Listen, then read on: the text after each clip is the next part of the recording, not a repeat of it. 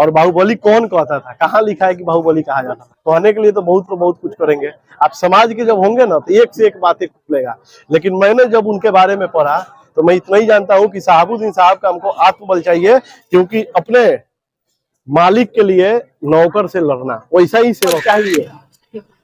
आत्मबल रहेगा तो विकास पुरुष जिनके पास उनका आत्मबल रहेगा उन लोग भी विकास पुरुष कहला जाए। वो ऊपर बहुत क्लोज थे, हमको बातचीत उनसे होता था, हमको बहुत मानते भी थे। वो नहीं है तो क्या कहेंगे। चलिए, बहुत बहुत स्वागत।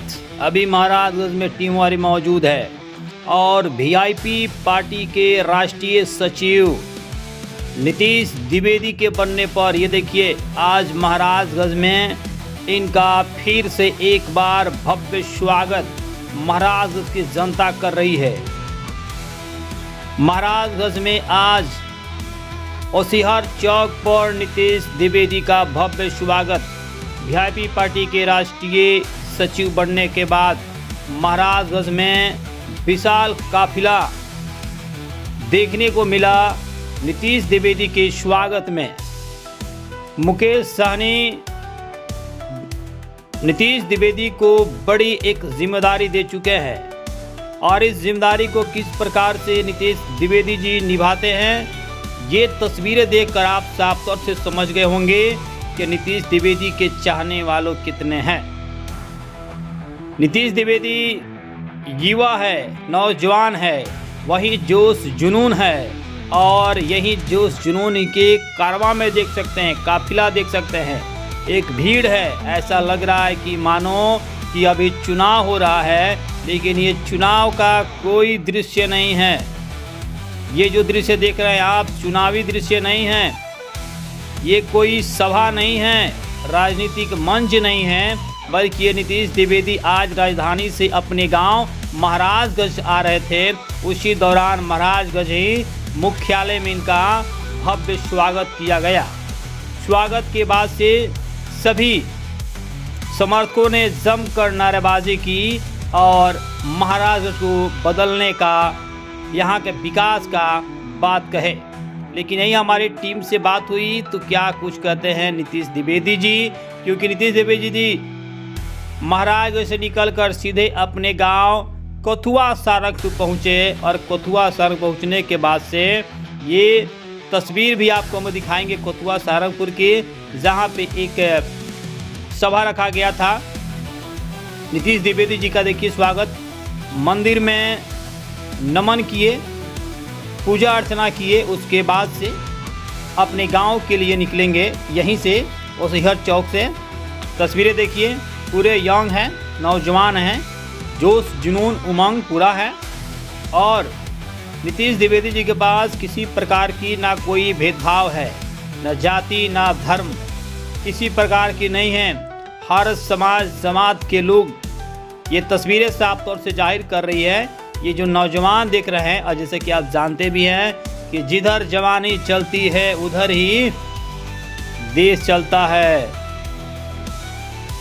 तो तस्वीरें बहुत कुछ बयां कर रही है और तस्वीरें को देखकर आप साफ तौर से समझ गए होंगे, क्योंकि बड़े बड़े नेताओं में, अलग अलग पार्टियों में इस तस्वीर को देखने के बाद से खलबली मच चुकी है कि भैया वीआईपी पार्टी के राष्ट्रीय सचिव नीतीश द्विवेदी जी को बनाया गया है और इसको लेकर अलग अलग पार्टी जो है सब में खलबली मची हुई है कि क्या 2025 में फिर से एक बार महागठबंधन 2025 विधानसभा में बहुत बड़ा खेला करने वाली है।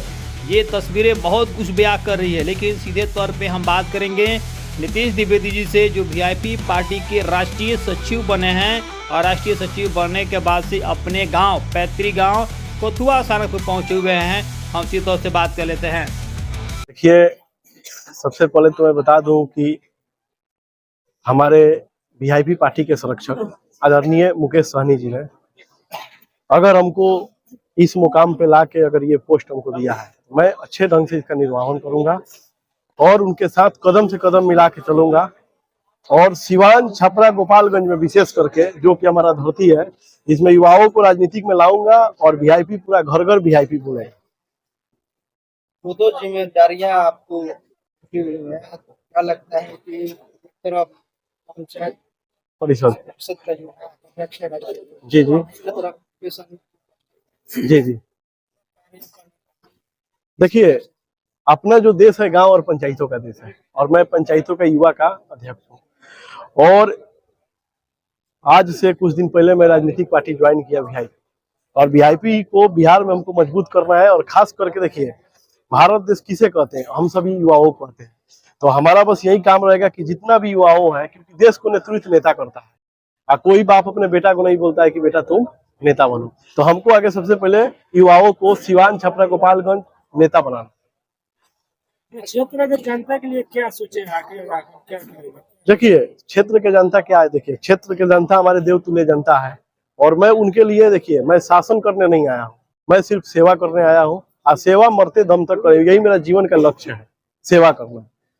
भव्य स्वागत किया गया है और उसके लिए देखिए, ये तो खैर हम जितना भी बोले मेरा शब्द पर कम पड़ जाएगा, लेकिन फिर से जितना भी हमारे महाराजगंज वासियों, चाहे पूरे सिवान वासियों, गोपालगंज वासियों और छपरा वासियों, जितना भी हमारे देवतुल्य जनता है, मैं उनके श्री चरणों में सादर प्रणाम करता हूं। और जितना भी हम सब उम्र युवाओं हैं, उसको मैं अपने दिल के गहराइयों से धन्यवाद करता हूं। चर्चाएं हो रही हैं कि आगामी 2025 में अपनी द्वार देखिए, ये तो अब पार्टी के नेतृत्व में है, लेकिन हाँ, लड़ाई पूरा जीवन लड़ना है, संघर्ष और सच्चाई। एक चीज और कहा था कि हमें शहाबुद्दीन साहब के साथ में बल चाहिए। जी जी। क्या लगता है? देखिए, आज अपना सिवान, छपरा, गोपालगंज में विधायक हैं, सांसद हैं, लेकिन नेता कोई नहीं है।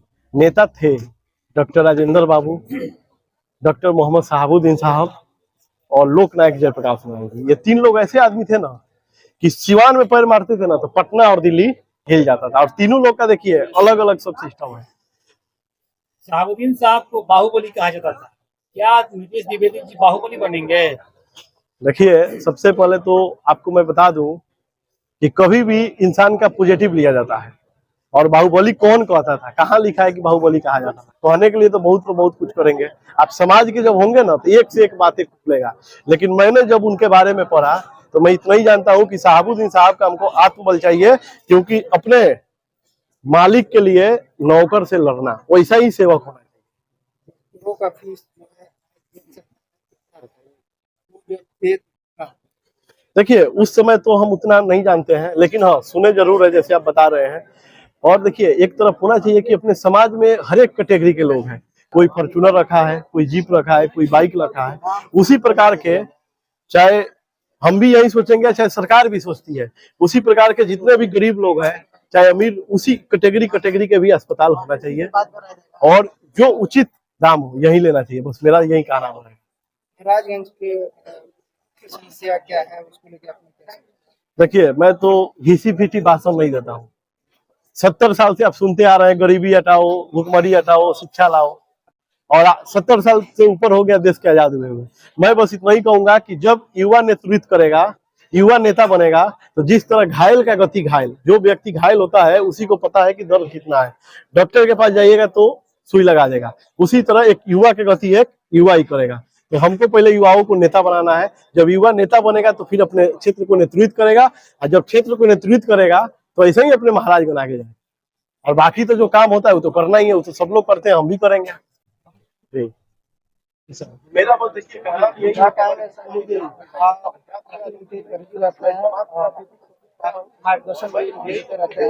आज राष्ट्रीय सचिव बनने के बाद महाराज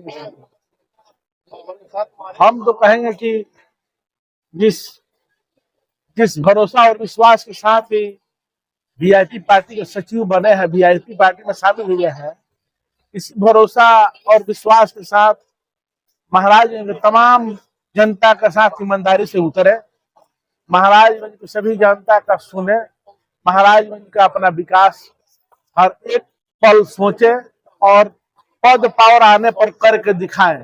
कहने के लिए तो बहुत लोग बहुत दिनों से कुछ कहते आए हैं, हमको भी कहने में सोचना पड़ता है, ठीक ना। अब करके दिखाएंगे तो कहने की जरूरत नहीं होगी। जी। और आपके क्षेत्र के पिघलते हुए युवा चेहरा है जी। मुकेश सहनी बहुत मतलब विश्वास किए और सचिव को कुछ हाँ।